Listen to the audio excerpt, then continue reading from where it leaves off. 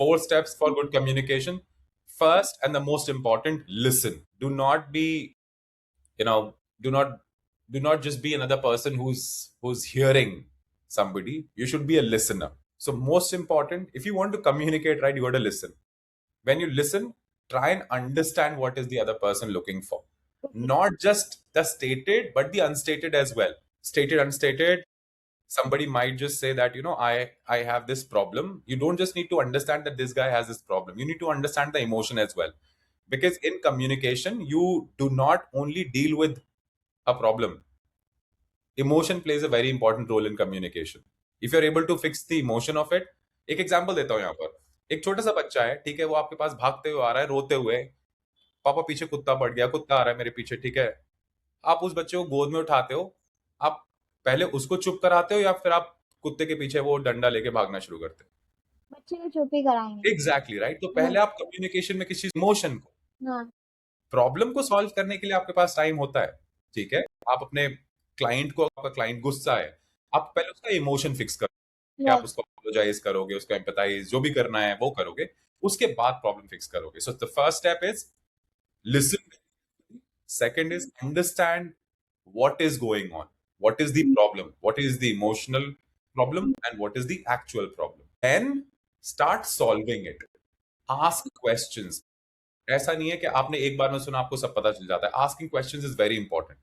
You should ask questions to understand. आपने मुझसे एक क्वेश्चन पूछा, अगर मुझे समझ में नहीं आया तो मैं आपसे पलट के क्वेश्चन पूछूं, is this what you are saying? Yes. और फिर जब आपने मुझे वो चीज बोल दिया कि हाँ ये बोल रहे हो आप सही, तब आई विल बी कॉन्फिडेंट कि हाँ इसने मुझसे ये पूछा है, इसको इस चीज से रिलेटेड इन्फॉर्मेशन चाहिए या आंसर चाहिए, then I should give an answer.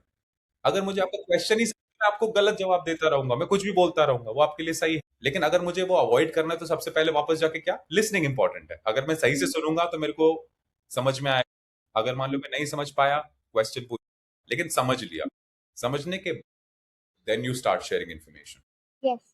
जब आप इन, go ahead. Oh, you can go ahead. So, third step, when you are sharing information, communicate slowly. Break it down. पूरा वो 8 घंटे का मंत्र नहीं पढ़ना है आपको. धीमे धीमे धीमे धीमे you share some information, you check for understanding. आप यहाँ तक समझ में आया, ठीक है. थर्ड स्टेप, अब यहाँ तक समझ में आया, ठीक है. कीप ऑन चेकिंग कि सामने वाला समझ रहा है बात को, ठीक है. एंड आपने समझ लिया, फोर्थ सबसे इंपॉर्टेंट, कंक्लूड करो कि देखो आपने ये बोला था और मैंने आपको ये जवाब दिया. Is this clear? सामने वालों को ठीक है, गुड, बाय बाय.